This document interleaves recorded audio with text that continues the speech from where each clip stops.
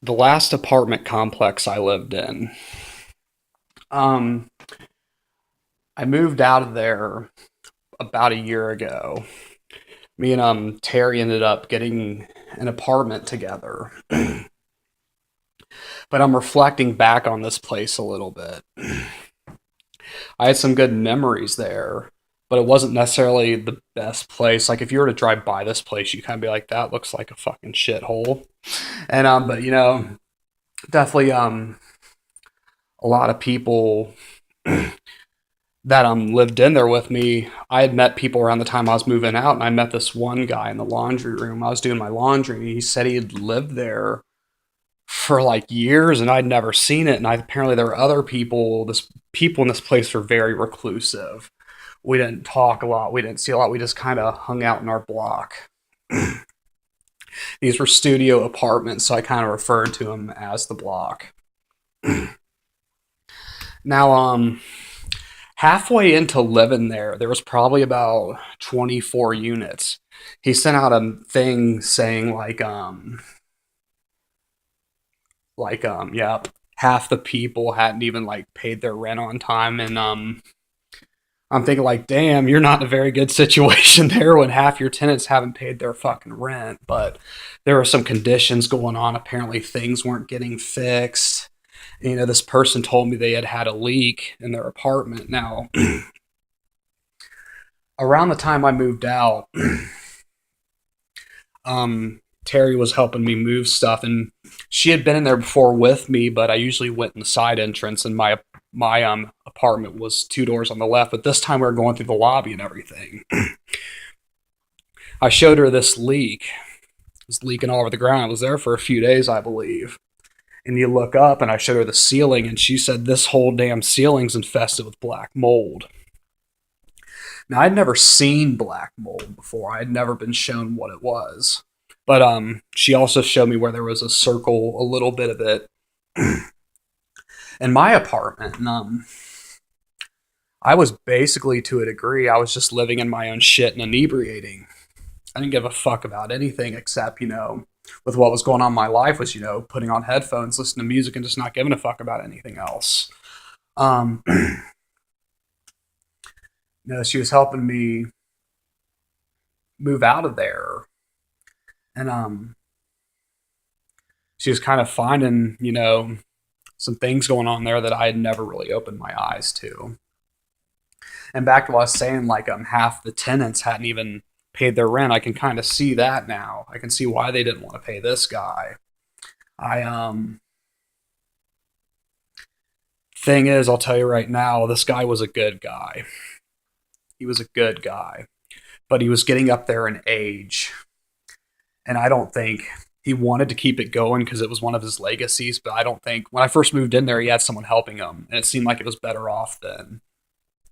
But he didn't want to let it go. But I don't think he was in the shape to keep it going. So he was a good guy, though.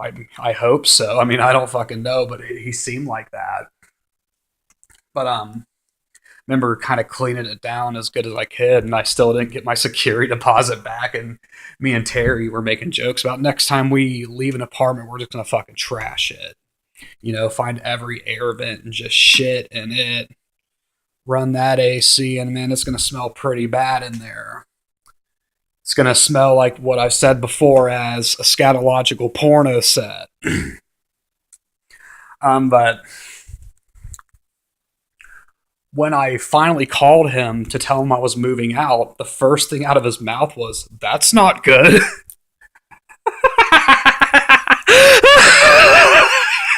That's not good. Um, but I'm thinking, what the hell is your? Because I always paid my rent on time, and I'm like, is your situation that so bad that if I leave, you're gonna say that? You're gonna say that's not good? And he's eventually like, I wish you luck and everything. And that was kind of funny that that was the first thing coming out of his mouth. Now I'm going to reflect on some of the residents here, some of the residents I ran into. I hated leaving that block, hated going out into the world. But when I had to, there were times like I walked out my door and this guy just kind of walks up to me like, ooh, ooh, hey, hey, hey. And I'm like, just keep walking, just keep walking, just keep walking. 5 feet later, I run into this guy, scratch himself. You got some money, man? You got some money? I've seen some things, man. Don't do what I did. And I'm like, keep walking, keep walking, keep walking. I get a little bit farther, and there's this guy saying, "Did you see the tornado out there? There's a fucking tornado out there. Take cover. It's gonna kill us." I look outside, and it's completely sunny with not a fucking cloud in the sky. So I'm starting to walk out a little bit, and there's this girl on her balcony. She just like kind of looks at me. She's like, "Hey, hun, nice legs tonight. Want to come up to my cement block and get dirty?" And I'm just like, "No, thank you." Walking a little bit more, you know. Finally walk about 5 feet over into the balcony of the right, the floor balcony. There's this cop talking to this guy, and he's just saying, "I didn't touch that kid. I didn't touch that kid."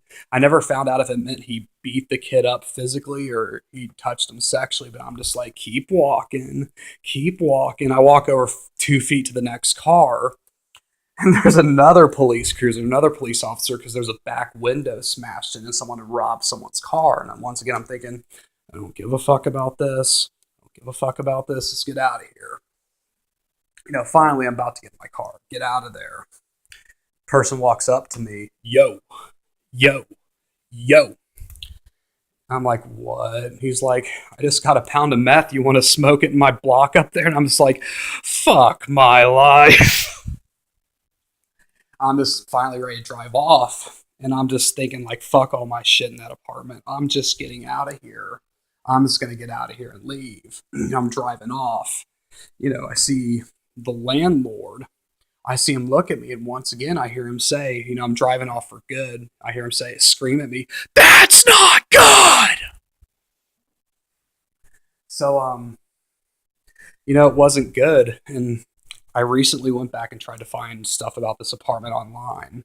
Found a couple pictures, but I imagine like if a funny picture where it would have like, you know, you need to pose in front of, you know, your apartment complex because you're the landlord. So there's a picture of him posing and just doing like a fucking face palm. He's got a look of disgrace on his face and kind of shows you he's not proud of that. Also, I tried to look up reviews, and every site, the site I did find this, there was 2 photos, but reviews not found. Like someone's keeping that information in the fucking archives, and they're not letting it out there. There's probably some stuff they wouldn't want people to know. You know, some stuff going on there. But in better means, I just remembered something else. Actually, I got to go into with that. Even if I ran my heat, you know, a pretty good amount, it was really expensive. So I didn't run the heat much. And in the winter, I had icicles forming in good chunks of my apartment. I was very comforted by this because I guess looking back, I didn't feel safe in life and I didn't feel safe there. So I always slept in a hoodie with the hood wrapped above my head and just buried in that like a safety blanket, like a child in a safety blanket. And I liked it being cold so I could wrap myself up that way. In the summer, it was pretty hot in there. You know, it got pretty hot, but you know, at the same time, when all this is going on, you know, I didn't have cable for 4 years. I didn't have internet. I didn't give a fuck about any of that shit. The only thing I gave a shit about was that I was away from the prior situation I was in. I remember when I got out of that situation, there was basically, talk about this too, all right? There was about a week 6 years ago that I was homeless. I remember leaving and I was working at this news rag at the time. And I went down to this parking lot and I just wanted to be close to where I work, so I was ready to sleep in the backseat of my car in the parking lot of this grocery store. My girlfriend at the time, you know, she wasn't able to take me in because there were situations going on there. But she was on her way to bring me blankets to, you know, sleep in the back of my car. And before she had gotten there, I had a friend get a hold of me. Me and this guy go back 16 years. You know, had a lot of good times with this guy. So she finally came there, and I had to smoke with her, talk to her for a little bit, and then I went over to this guy's house and I, crashed there. And then the next night, Terry was living in Lebanon, so she let me come stay with her for a few nights. She totally took me in, made sure I was okay. And that's one of the reasons the town of Lebanon means so much to me.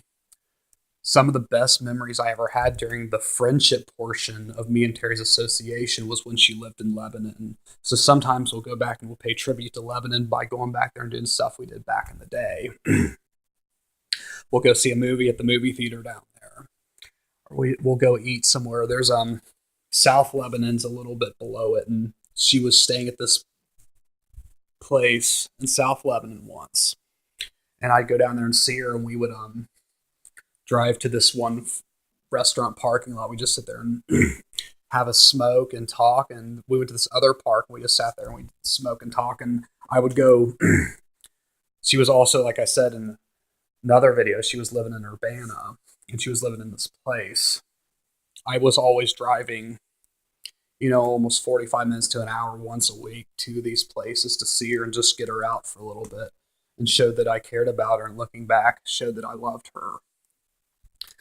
But I finally, a week later or so, I was able to get this apartment.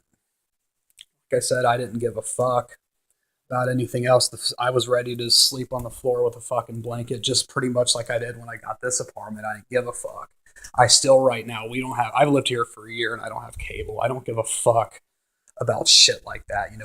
TV's fucking brainwashing bullshit anyway. I don't want to have fucking shit to do with that. But I was just happy that I was out of the situation I was out of. And I was just living in this block, and all the memories I have with inebriations and headphone time within that block. But it was also funny too, because I keep trying to go on to the next subject. I keep remembering things. This apartment had paper thin walls, so the neighbor above me would be taking a piss, and you hear the piss stream hit, and I'd always hear this guy screaming at his girlfriend over the phone and watching porn really loud, watching porn so loud that if I was a porn expert, I'd be able to identify the actress by her cries, the sound of her moan cries. And sometimes you just watch some really fucking weird shit. I'm hearing this girl talking this porno, think of a random fucking name and shit. Oh, Danny, you're so cool. I love you, Danny. You wanna fuck? Just random fucking, it was very, it was almost this redneck sounding girl talking to this guy, and it was extremely fucking awkward. I'm like, whatever the hell he's watching up, there's probably some awkward ass fucking porno, and I'm like, la la la la la, just, I'm trying to, finish myself, just in general with whatever fantasy I got going. I'm hearing this shit. I'm hearing this guy moaning, and I'm like, fuck my life. I'm like, please, I just want to think about what I want to think about and, not hear you. But, all right, I think I'm done with this. I think I'm done with the block. I'm in this apartment right now. I live with my soon-to-be wife, Terry. I am her protector. She is my protector. Together, we are one person. We are one soul. We are one entity. We take care of each other. No one's going to fucking touch her. And she'll let you know that no one's going to fucking touch me. Because this entity, two people, will come together. Don't be on the bad side of that. But I don't even feel like I need to sleep in a hoodie here, sleeping next to her, holding her hand, or just touching my foot, touching her foot when I fall asleep is the most fucking secure thing I've ever felt in my life. We got our dog Harley here, and it's awesome having him here. Terry's living in Middletown for a year with just Harley, and Harley's like a child to me, and I'd get to see him once a week when I go there, and I could tell he was having separation anxiety and he needed us together. So I think this was also a good time to move in for Harley's sake.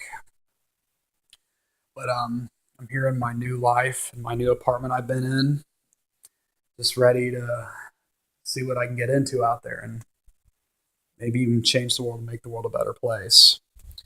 Got to make some memories, pay tribute to places. I think that's all I got to say about that. I'm going out into this world, everyone.